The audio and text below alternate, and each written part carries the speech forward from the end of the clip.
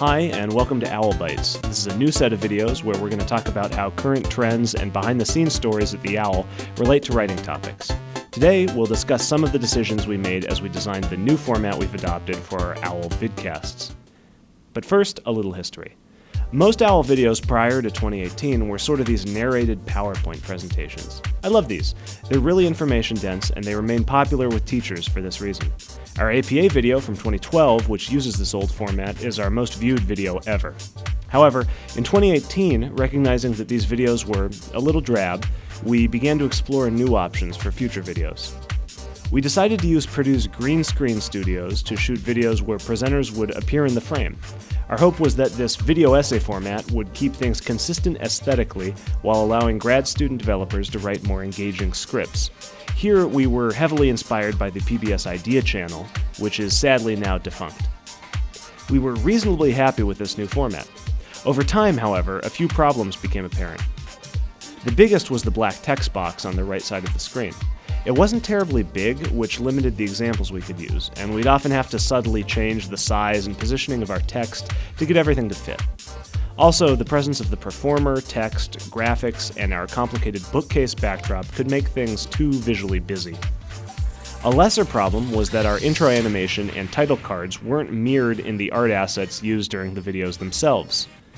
In response to these issues, we implemented a few solutions a few weeks ago. The most obvious change is that we stopped using the black boxes, opting instead for dedicated interstitial cards. These cards are a lot bigger, so we can use more detailed examples.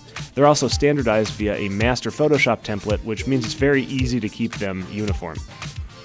We used a free site called Paladin to find a set of colors that complemented our trademark owl orange.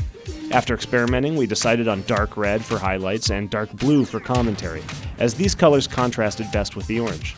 Contrast, of course, is very important for accessibility. People who are colorblind can find it hard to read text that doesn't contrast strongly with its background. We did use some of the brighter colors in the little decorative element at the top of the slide, though.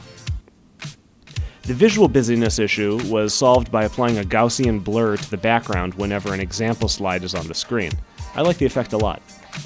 In the end, what we got was a combination of old and new that maintains the more engaging qualities of the new videos while reclaiming the information density of the older ones. Of course, we'll probably implement additional changes in the future as new problems become clear. This points to our first big takeaway for writers, which is that drafting is iterative. That is, it occurs over multiple attempts. We couldn't start generating ideas for the new format until the problems with the old one became obvious. Whether you're writing, editing videos, or, baking cakes or whatever, you can't improve without doing imperfect work first. That's just how it goes. You should also be willing to return to old ideas after experimenting with new ones. While we initially wanted to take a dramatic departure from the old slideshow videos, we soon realized that they had strengths that we didn't fully appreciate. The best path forward ended up being a mix of old and new. Similarly, if you're a student writer, keep copies of your old drafts rather than saving over or discarding them. You never know when you'll need those ideas. Finally, don't be ashamed of old work. Once you've matured as a writer, it can be agonizing to return to your old stuff. There's stuff I've made on this channel that really makes me cringe today. However, I find that there's no greater motivation to keep improving than a snapshot of where you used to be. So don't throw out all your before pictures, okay? That's all the time we have for today. Thanks for tuning in for our first OWL Byte, and stay tuned for more. In the meantime, don't forget to like, subscribe, and all that jazz. You know what to do.